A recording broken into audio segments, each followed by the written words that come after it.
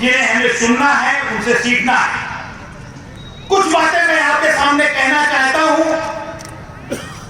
आपसे भी और श्रीमान जी से भी। मैंने बिहार देखा है।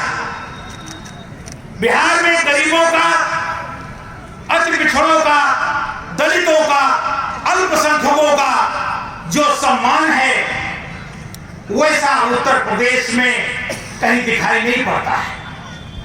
यहां पर तो ये वर्ग श्रीमान जी खड़ा हुआ रहता है, न जाने किसके घर पे कब बुलडोजर चढ़ जाए, किस बेचारे को जेल भेज दिया जाए, किसको नौकरी से निकाल दिया जाए।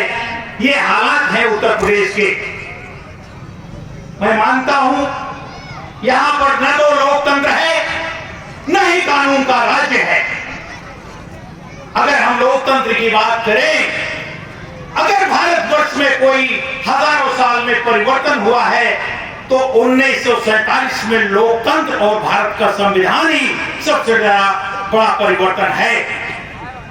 ऐसा परिवर्तन जिसमें सभी कमजोर वर्गों को, अनाथ को, गरीब को, सबको बराबर कर दिया गया था।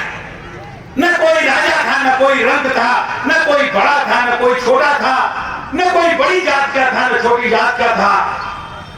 लेकिन आज हमें ये कहने में बड़ा दुख होता है कि आज हम उस लोकतंत्र को भूलते जा रहे हैं। हम नहीं भूल रहे हैं, जनता नहीं है, जनता के हृदय में लोकतंत्र है, लेकिन यहां की सरकार फांसीवादी है।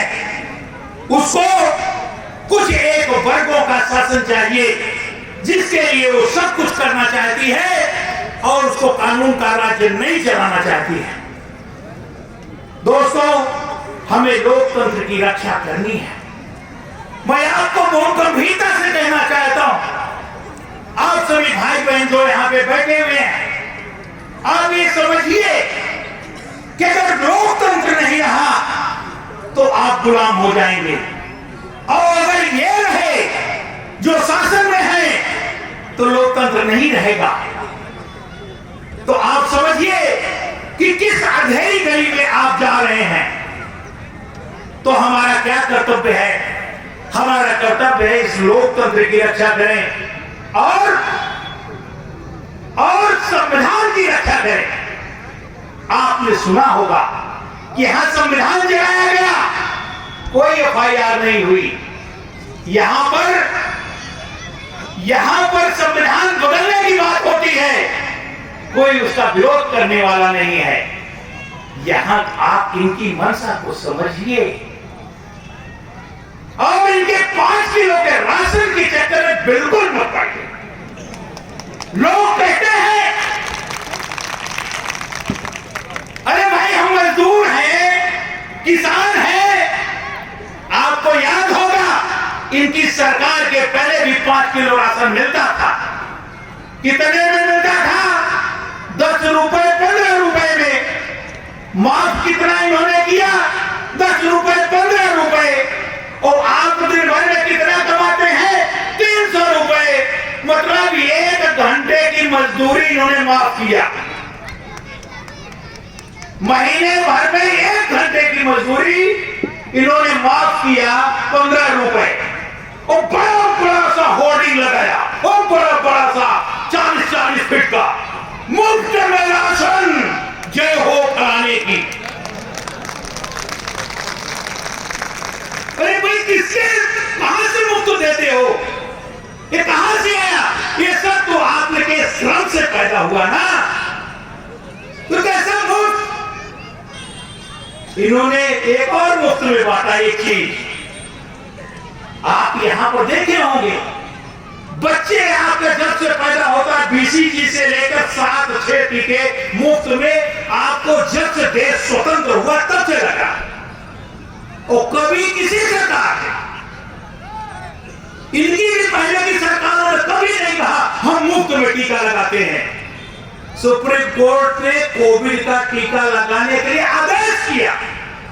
ये तो पैसा लेके लगाना चाहते थे, लेकिन बड़ी बड़ी होर्डिंग, मुफ्त में टीका, फलाने जिंदाबाद। हाँ समझिए, ये सब खेल है, अब फंस जाओ कैसे भी। आप बैठो, ये पटेलों का क्या हाल है? अरे पटेल भाई को आप जाओगे, इनसे बड़ा और कोई राम भक्त नहीं हुआ करता। ठीक है, कोई दिक्कत नहीं, आप तो आस्था है, ठीक है। सबसे पहले विनय कटियार साहब आए, जय श्री राम, हम तो आएंगे तो वहां पर आपका मंदिर बनाएंगे। एक तो गड़िया के वो पटेल थे, उन्होंने कहा हम आते हैं मंदिर बनाते। उमा भारती थी, कल्याण सिंह थे, ये सब ने कहा हम आके मंदिर बनाते हैं। जब सुप्रीम कोर्ट ने आदेश कर दिया कि मंदिर बनेगा, चलो भाई आदेश किया, सुप्रीम कोर्ट सुप्रीम है, उसने आदेश किया, सही हुआ गलत हुआ इस पे कोई टिप्पणी करने की जरूरत नहीं। लेकिन कहां गए कल्याण सिंह, कहां गए कवलिया, विनय कटियार कहां गए? बेचारे उनको टाट बिछाने की भी वहां पे जरूरत नहीं समझी गई। ये आपकी इज्जत है, पटेलों की इज्जत है, मैं आपको बताना चाहता हूं। बड़े झंडा बरदार पटेल कई और हैं, आप जानते हैं उत्तर प्रदेश। इनसे पूछिए क्या हाल। एक मंत्री है बटखरा मंत्री, बटखरा बहुत बड़े नेता है, बटखरा मंत्री। क्या कतो से किलो बटखरा शेर आधा किलो करो चलत का। और आजकल तो इलेक्ट्रॉनिक मशीन हुई है, वो बटखरा मंत्री सबसे बड़ा मंत्री। आप समझिए, आपका वोट लेने के लिए एक आदमी ने उसको चादर उड़ा के जूता मार को बैठा दिया है वहां पे, कोई इज्जत नहीं। आपका आरक्षण के बारे में जानते हैं? श्रीमान जी यहाँ पर लखनऊ विश्वविद्यालय में असिस्टेंट प्रोफेसर की भर्ती हुई। भर्ती में दलितों और पिछड़ों का उनके सामने लिख दिया NFS, मतलब नॉट फाउंड सुटेबल, मतलब असिस्टेंट प्रोफेसर के लायक एक भी पिछड़ी जाति में कोई आदमी उत्तर प्रदेश में नहीं मिला, इसलिए इनकी भर्ती नहीं की जाती। मैं अपना सर ठोक लूं कि किसका सर ठोकूं? इतना पढ़ा लिखा नहीं है पिछड़ा वर्ग। लेकिन आप क्या हैं? आप तो घुमाए जा रहा है कि आपको राशन दे रहा हूं। मेरे दोस्तों, मेरे भाइयों, इस समय हमारा सौभाग्य है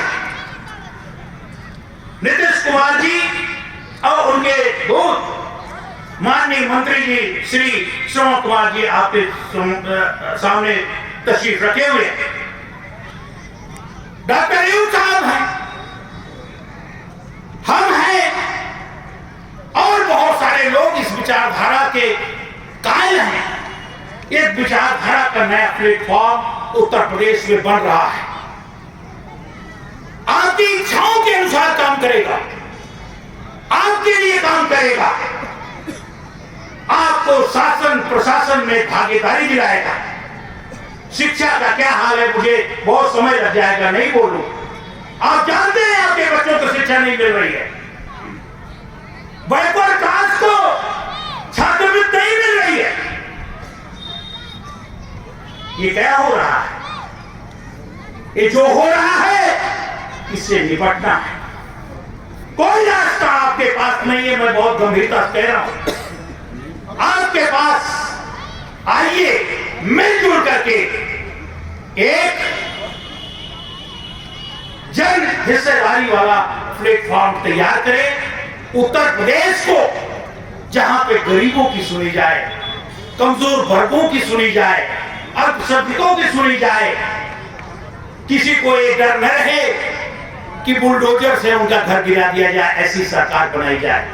मेरे दोस्तों, आप माननीय हमारे सामने तशरीफ रखे हुए हैं, आप उनको सुनने आए हैं। हम तो रोज आपको सुनाते हैं, रोज बोलते हैं, तो आप आइए, बहुत समय अब नहीं लगे। आप लोगों का बहुत बहुत धन्यवाद। किसान पार्टी जिंदाबाद, पीस पार्टी जिंदाबाद, जनता दल यू जिंदाबाद। जय भारत, जय किसान, जय आदाब, धन्यवाद।